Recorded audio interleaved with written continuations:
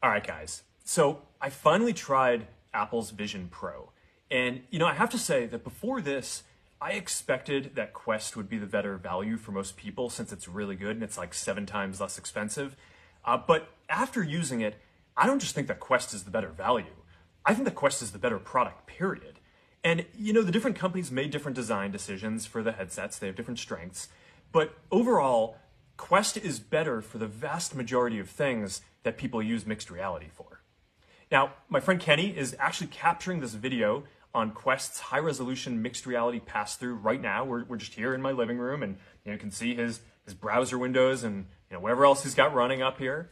So yeah, Quest 3 does high-quality pass-through with big screens, just like Vision Pro. But we also designed it to be great for a lot of other things, moving around, playing games, hanging out with friends and socializing, working out, and more. Quest, I think is just a lot more comfortable. We designed it to weigh 120 grams less, which makes a really big difference on your face. There's no wires that get in the way when you move around. It's a big deal. Our field of view is wider, and I found our screen to be brighter also. I also noticed that Apple's headset has this motion blur as you move around, which Quest is just a lot crisper.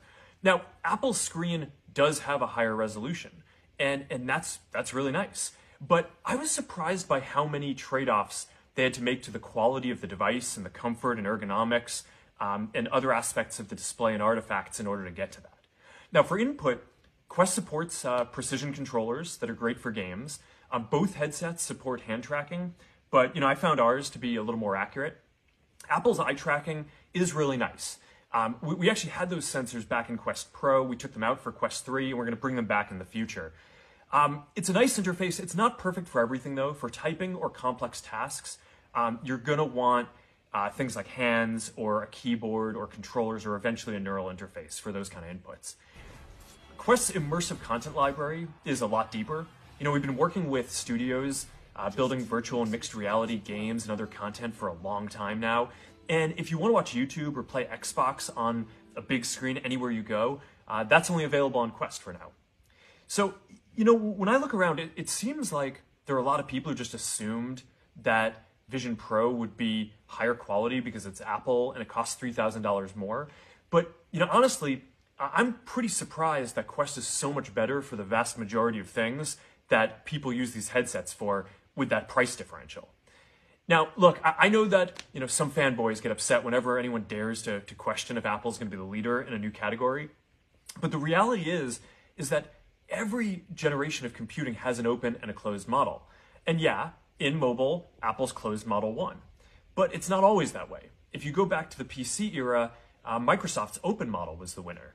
And in this next generation, Meta is going to be the open model, and I really want to make sure that the open model wins out again. The future is not yet written. So, I want to take a moment to just thank everyone who's been building with us for more than a decade. That goes for both Quest and the Ray-Ban Meta glasses, which are doing way better than I even hoped that they would.